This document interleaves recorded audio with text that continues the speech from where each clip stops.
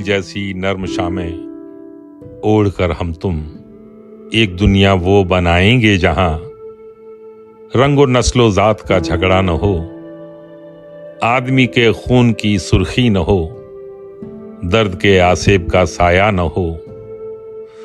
पूछ कर पानी पिलाना जख्म का मरहम नहीं, देख कर दामन पकड़ना इश्क की आदत नहीं। हम बनाएंगे वो दुनिया जिसमें मजलूमा के खून आमेज कपड़ों की महक इश्क के दस्ते मुलायम को छुए और सब्ज हो। ऐसी दुनिया जिसमें मजहब की सियासत से परे लहलहाती फसल हो, नगमे लुटाती नब्ज हो।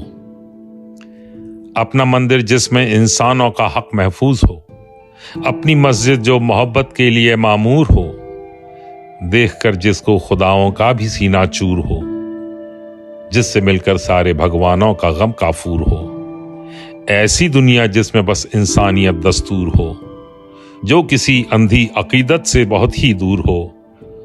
फूल जैसी नर्म शामें ओढ़ कर हम तुम एक दुनिया वो बनाएंगे जहां रंगो नस्लो जात का झगड़ा न हो।